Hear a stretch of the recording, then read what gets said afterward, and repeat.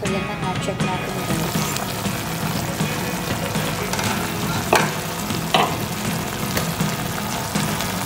So, hindi natin siya haluin. So, yan natin haluin.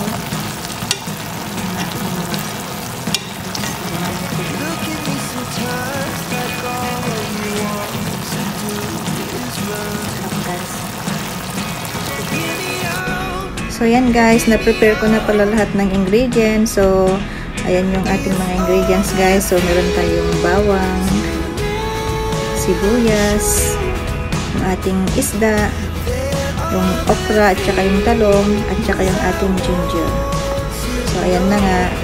So, naglagay na natin sa ating pan yung ating mga ingredients. So, naglagay muna ako dyan ng ginger at saka yung ating sibuyas. So, nilagay ko na rin dyan yung ating bawang. After nyan guys, naglagay din ako ng konting talong para hindi dumikit yung ating isda. So, nilagay ko na rin dyan yung ating isda.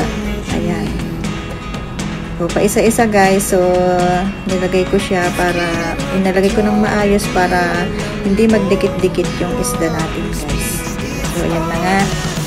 At naglagay na din ako dyan ulit ng mga ingredients natin kagaya ng luya, sibuyas, at saka yung ating bawang. Then, after nyan guys, nilagay ko na rin yung left na gulay. So, ayan na. So, ganyan lang guys, ang kasimpleng iluto itong ating recipe for today. So, naglagay na din dyan ako ng asin guys, o salt. Then, naglagay na din ako dyan ng black pepper. Yung durog guys ang ginamit ko kasi wala akong buo na pepper guys. At ayan na nga, nilagay ko na rin yung gulay-gulay dyan, yung okra, at saka yung ating talong. So after nyan guys, pagkatapos ko nilagay yung ating mga gulay-gulay, ayan, nilagyan ko na siya ng suka. So ayan na nga guys, after ko nilagyan ng suka, ayan, inopen ko na yung ating talang at start ko nang niluto guys. At ayan na nga, naglagay din ako ng konting tubig para hindi maasim na maasim yung ating paksiw na galunggong. So ayan na nga, at kumukulo na yung ating isda. Ayan, kumukulo na siya guys. Ayan, naglagay na din ako dyan ng mantika. Ayan na nga, pakukulaan natin ulit yan.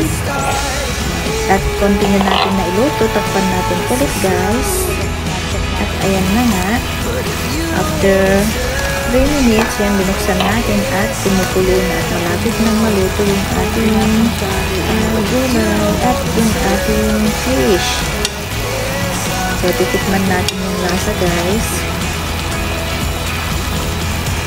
Wow, sarap guys. Maasim-asim siya at tama lang yung lasa niya guys. Hindi siya maalat. Sakto-sakto lang guys. So, yan, takpan natin ulit at iluto natin ng another 5 minutes.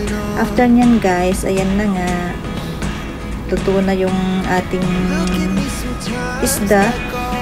Paluto na guys. Ayan. Nagmamantika na yung ating isda.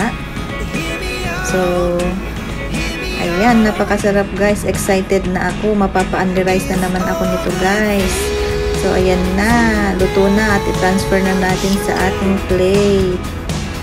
Ayan na nga. Excited na akong kumain guys. At mapapa-unli-rice ako dyan. So, thank you for watching guys. Salamat sa panonood. At ayan na. Habang tina-transfer ko siya sa plate, ayan, takam-takam na ako guys. Ayan, ang ating ulam. Simpleng luto lang guys, pero sobrang sarap. So, maraming salamat. Thank you for watching guys. Please follow me. Subscribe to my channel. Likes, comment, and share. Thank you and God bless. Bye.